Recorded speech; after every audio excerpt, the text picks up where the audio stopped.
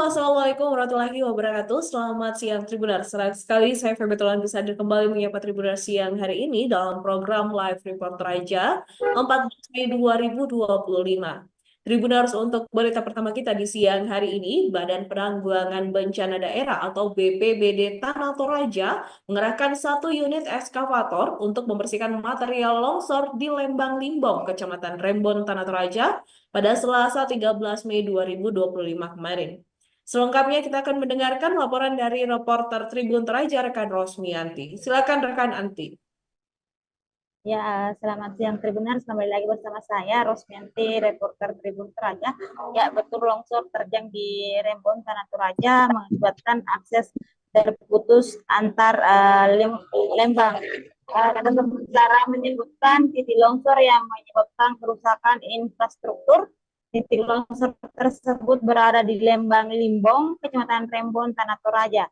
Di lokasi longsor, material longsor menutupi badan jalan, sehingga akses kendaraan roda 2 ataupun roda 4 tidak bisa lalui antar Lembang ataupun desa.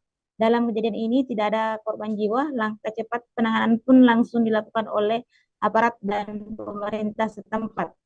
Polsek Saluputi telah berkoordinasi dengan pemerintah Kabupaten Tanah Toraja untuk mempercepat proses pembersihan material longsor.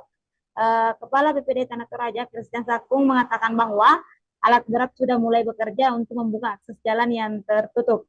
Ia menambahkan bahwa penanganan masih terus dilakukan hingga situasi dinyatakan aman. Badan Penanggulangan Bencana Daerah BPBD Tanah Toraja mengerahkan 1 unit ekskavator untuk membersihkan material longsor di Lembang Limbong, Kecamatan Rembon, Tanah Toraja pada Selasa 13 Mei 2025 pagi. Langkah ini diambil pasca longsor yang telah terjadi pada Senin 12 Mei 2025 sekitar pukul 23.00 WITA akibat curah hujan yang tinggi yang mengguyur wilayah Rembon. Kepala BPBD Tanah Toraja Christian Saku mengatakan bahwa hujan dengan intensitas sedang hingga lebat memicu terjadinya longsor karena kondisi tanah yang labil serta kemiringan lereng yang curam.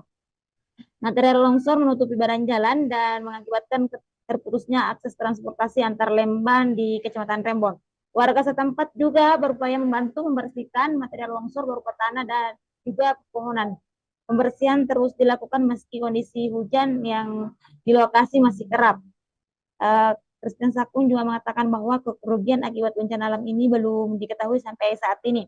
Pemerintah daerah mengimbau warga untuk tetap waspada terhadap potensi longsor susulan mengingat curah hujan yang masih tinggi yang terjadi setiap harinya di Rembon, Tanah Toraja.